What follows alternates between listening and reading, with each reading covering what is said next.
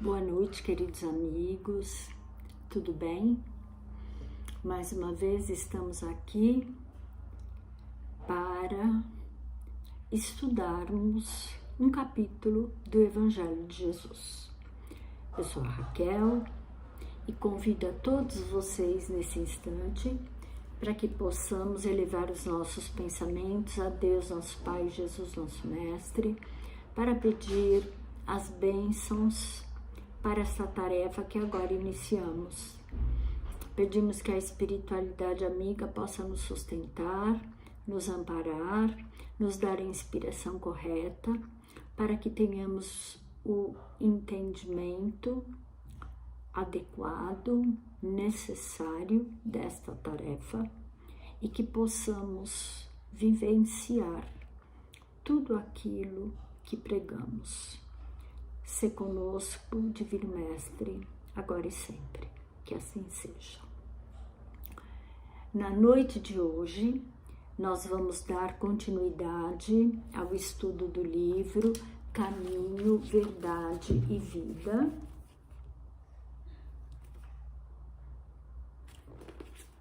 de Chico Xavier, pelo Espírito de Emmanuel. E nós vamos falar sobre o capítulo 24, o tesouro enferrujado. E ele começa com um versículo de Tiago, e diz o seguinte: o vosso ouro e a vossa prata se enferrujaram. Tiago, capítulo 5, versículo 3. Então, nessa lição, Emmanuel começa dizendo o seguinte: os sentimentos do homem, nas suas próprias ideias apaixonadas, se dirigidos para o bem, produziriam sempre, em consequência, os mais substanciosos frutos para a obra de Deus. Em quase toda parte, porém, desenvolve-se ao contrário, impedindo a concretização dos propósitos divinos, com respeito à redenção das criaturas. Então, logo no início, ele já nos coloca que os nossos sentimentos, os nossos maiores tesouros, se nós os utilizássemos da maneira correta, acertadamente, o objetivo deles era produzir frutos para a seara do Cristo. Porque tudo que nós recebemos de Deus, nosso Pai e Criador, é para que nós possamos produzir algo de bom. Mas não, o que acontece? Nós, na nossa ignorância, achando que sabemos tudo, achando que entendemos tudo, acabamos contaminando os nossos sentimentos, envenenando-os com o nosso orgulho, com a nossa vaidade, com uma série de sentimentos mesquinhos que acabam contaminando aquelas virtudes que nós deveríamos fazer frutificar na nossa vida, porque nós fomos criados com um objetivo, nós temos um propósito de vida, nós temos um projeto. Deus nos deu um projeto. Nós não estamos aqui de passagem, nós estamos aqui para fazer algo de bom, para aprender, para construir. E fomos munidos de tudo o que nós precisávamos. Mas nós não entendemos isso e acabamos deturpando, acabamos contaminando todas as dádivas que recebemos. Aí continua Emmanuel. De modo geral, vemos o amor interpretado tão somente à conta de emoção transitória dos sentidos materiais. A beneficência produzindo perturbação entre dezenas de pessoas para atender a 3 ou 4 doentes.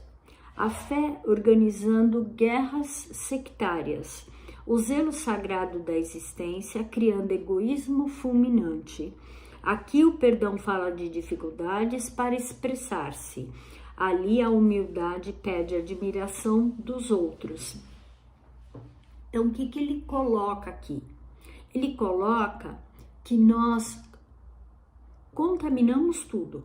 Então, por exemplo, o amor, que é um sentimento nobre, é o maior dos sentimentos, é o sentimento que deveria mover o mundo, deveria mover as criaturas para o progresso, para a evolução, para a união, para a fraternidade. Não, nós entendemos dentro da nossa ignorância, dentro da nossa condição espiritual, o amor como uma paixão, como uma coisa física, como algo egoísta, e não de uma maneira nobre, de uma maneira fraterna, de uma maneira universal. Aí ele dá outros exemplos aqui, né? Ele fala da fé, que nós também utilizamos a fé de uma maneira errônea. O que é feito com a fé?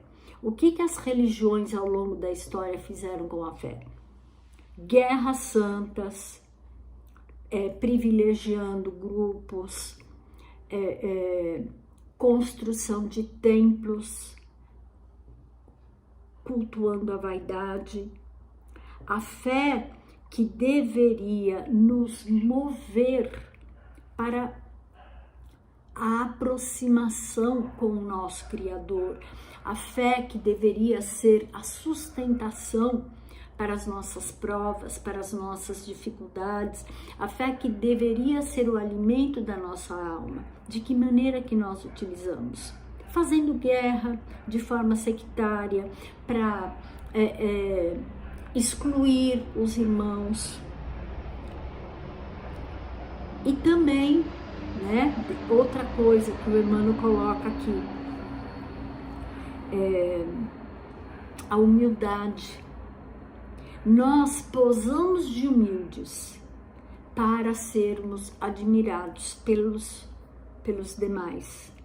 Nós muitas vezes posamos de bonzinhos para que possamos receber a admiração dos outros. Então, tudo isso nos mostra o quanto nós estamos doentes e o quanto nós estamos fazendo mau uso das coisas que nós recebemos do alto para o nosso aprendizado, para a nossa vivência aqui na Terra. Nós estamos permitindo que as nossas virtudes, né, se contaminem, que se enferrujem. Porque, por exemplo, aqui o apóstolo, ele coloca que o nosso ouro e a nossa prata se enferrujaram. E o que é o ouro e a prata, né?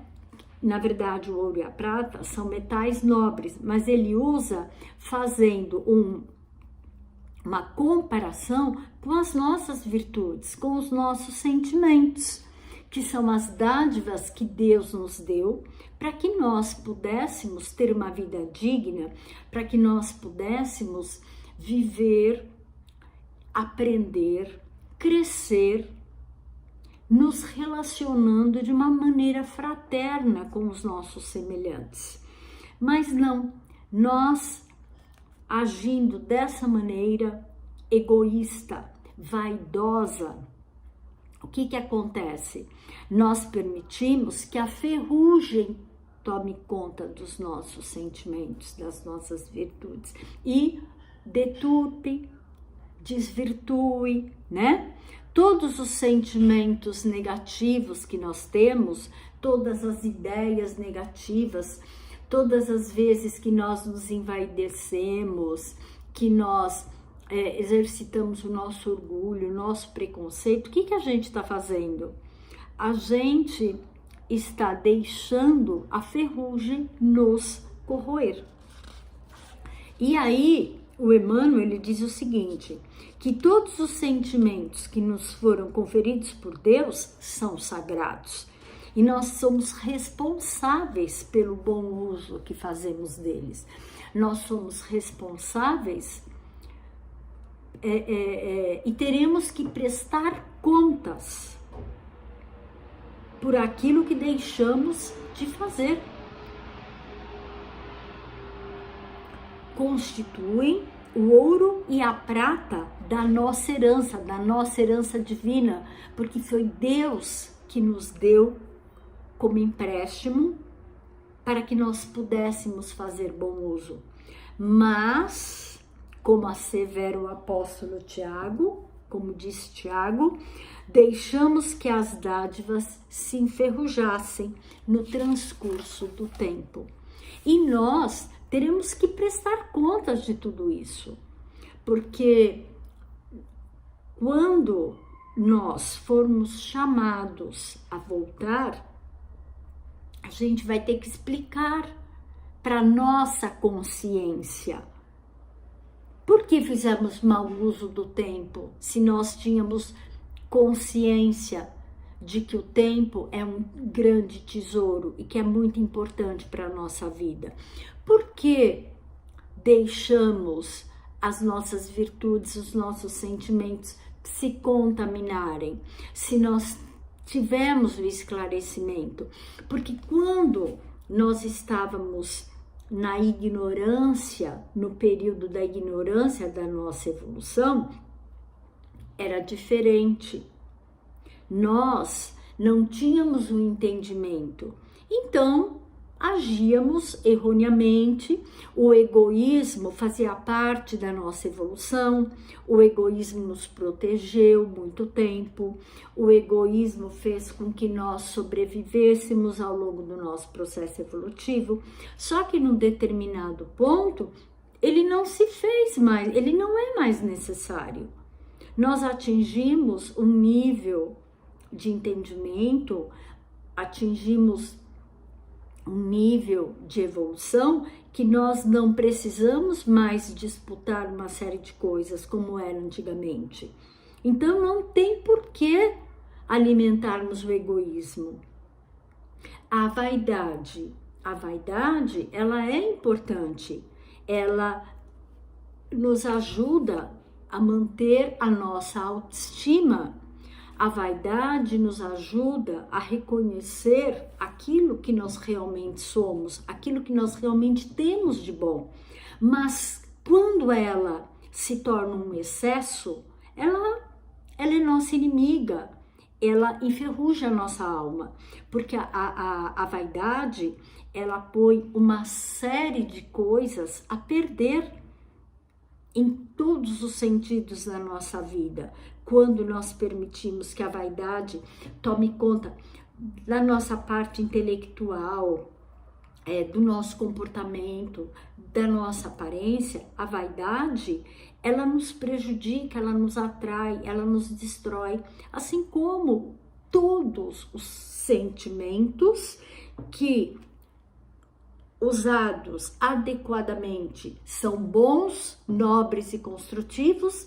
Quando mal utilizados e em excesso, eles põem tudo a perder. E o que o Emmanuel nos adverte para que a gente tome cuidado, para que a gente evite, para que a gente não permita que isso aconteça? O que o Emmanuel diz? Faz-se necessário trabalhemos afanosamente por eliminar a ferrugem que nos atacou os tesouros do espírito. Para isso é indispensável compreendamos no Evangelho a história da renúncia perfeita e do perdão sem obstáculos, a fim de que estejamos caminhando verdadeiramente ao encontro do Cristo. Então ele pede que nós aproveitemos o nosso tempo e com o conhecimento que nós temos, com as informações que nós temos, que a gente mude isso enquanto é tempo. Trabalhe o perdão, renunciar ao egoísmo, à vaidade. Nós temos um grande exemplo, o maior exemplo, que é Jesus. E os grandes lumiares da história, que foram humildes, que se colocaram numa condição de aceitação, de humildade, de renúncia. Nós temos vários exemplos. O mais contemporâneo é o Chico Xavier. Isso sem falar dos outros, né? Dos outros que a história nos conta. Francisco de Assis e vários outros. Então, o Emmanuel nos convida para que possamos fazer essa reflexão, né? Nós temos que eliminar a ferrugem. E com o entendimento que nós temos, com o conhecimento, com o acesso que nós temos do Evangelho, nós precisamos nos mobilizar e vivenciar isso, mudar o nosso comportamento, mudar aquilo que é importante, para que possamos nos tornar pessoas melhores e que possamos viver a exemplo do que o Cristo nos ensinou. Senão, quando nós formos chamados a retornar para a pátria espiritual, a nossa consciência vai nos cobrar, vai nos manter presos por culpa, por remorso, pelo mau uso que fizemos das dádivas que recebemos. Onde está o nosso tesouro, estará o nosso coração. Então, se nós nos prendermos às coisas materiais, às coisas passageiras, às coisas efêmeras, nós perderemos uma grande oportunidade de desenvolver as coisas nobres em nós e perderemos a oportunidade de fazer crescer, de fazer expandir essas dádivas que Deus nos concedeu e que nós trouxemos, porque todos nós trouxemos. Se trouxemos as coisas ruins do passado, coisas que precisam ser acertadas, consertadas, refeitas, nós também trouxemos instrumentos para nos ajudar nesse trabalho, nessa construção. Basta que a gente se conscientize, que a gente preste atenção para identificar onde estamos errando, para identificar o que estamos fazendo de errado e tentar melhorar, tentar construir enquanto é tempo. E nessa pequena lição, porque é uma mensagem pequena, mas de uma profundidade enorme, o Emmanuel coloca isso, o Emmanuel frisa isso, né?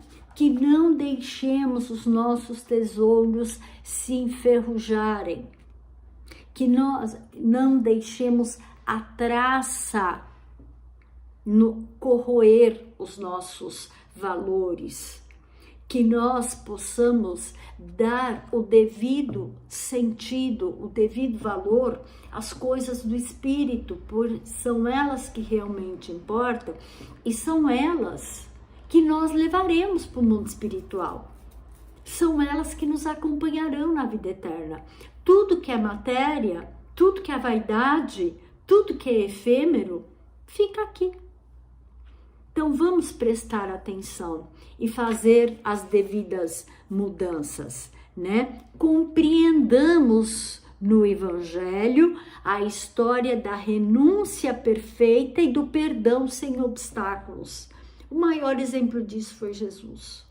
Jesus perdoou, Jesus renunciou por nós para nos trazer as suas lições, os seus exemplos. Então, que nós sejamos gratos e que a gente possa vivenciar isso e que possamos multiplicar os nossos tesouros em vez de mantê-los enferrujados e paralisados. Vamos fazer bom uso de tudo que nós recebemos. Então, nesse instante, vamos agradecer a Deus, nosso Pai, a Jesus, nosso Mestre, por essa lição, por esse ensinamento que a espiritualidade nos trouxe. E vamos pedir a Jesus que nos sustente, que nos ampare nos nossos ideais de melhoria, de crescimento espiritual. Que tenhamos uma boa noite, que a espiritualidade nos proteja, proteja nosso lar, nossa família, e que possamos nos tornar pessoas melhores a cada dia, seguindo sempre os exemplos do Evangelho, os exemplos que Jesus nos legou. Gratidão. Fiquem com Deus, queridos amigos, um beijo no coração e até a próxima. Tchau, tchau.